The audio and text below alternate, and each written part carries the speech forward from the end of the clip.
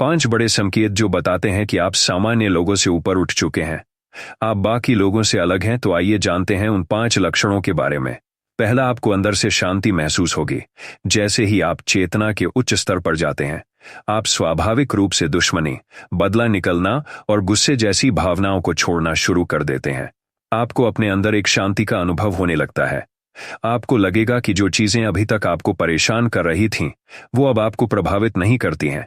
अगर आप वर्किंग हैं तो ऑफिस में जो लोग आपको परेशान करते थे, अब आप उन पर ध्यान देना बंद कर देंगे। आपको लगेगा ये आपके समय की बर्बादी है। जब आपकी चेतना का स्तर ऊपर उठने लगता है, तब आप ज्ञान की ओर जाने लगते हैं। यानी जो आप नहीं जान पा रहे थे, जिस ओर आप नहीं देख पा रहे थे, उस ओर अब आपकी नजर जाने लगी है और आपको धीरे धीरे आत्मज्ञान की प्राप्ति हो रही है। दूसरा, अपने जीवन की जिम्मेदारी लेना शुरू कर देंगे। जब हम ज्ञान की तरफ आगे बढ़ते हैं तो हमें पता चलता है कि जीवन में जो कुछ भी हो रहा है, उसके जिम्मेदार हम खुद हैं, फिर चाहे वो अच्छा हो या बुरा। लोग अक्सर कहते हैं कि हम आध्यात्मिक हैं, लेकिन उनके जीवन में अध्यात्म कहीं दिखता नहीं है। क्योंकि अगर आप खुद को आध्यात्मिक मानते हैं, तो उसका पहला लक्षण है कि आपकी चेतना सामान्य लोगों की चेतना से ऊपर ही होगी। ऐसे कई लोग हैं जो कहते हैं कि हमें ज्ञान की प्राप्ति हो गई है, लेकिन अगले ही पल वो अपने जीवन में या आसपास होने वाली चीजों के लिए दूसरों को जिम्मेदार ठहराने लगते हैं। ऐसे लोग चाहे जितना ही दावा क्यों न करें कि वे आध्यात्मिक हैं और उनका कॉन्शियस लेवल बढ़ चुका है, ऐसा होता नहीं है। क्योंकि चेतना का स्तर बढ़ने के बाद आप खुशी, दुख, सफलता, असफलता सभी के लिए जिम्मेदारी लेते हैं।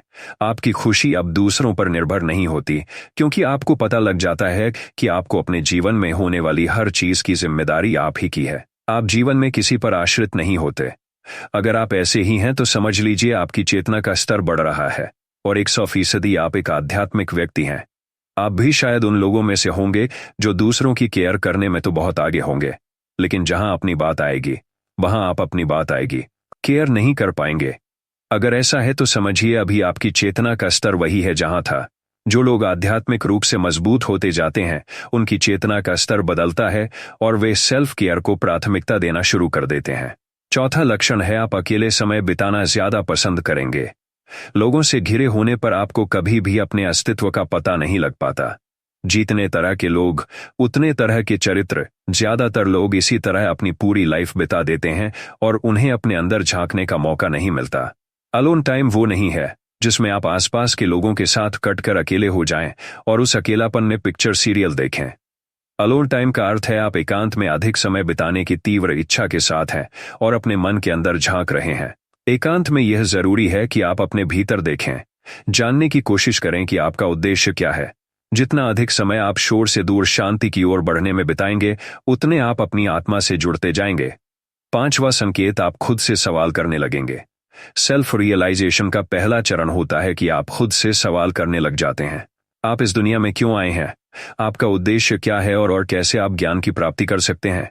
जिन लोगों के अंदर ये सवाल जन्म लेते हैं, वो दूसरों से खुद को अलग पाते हैं।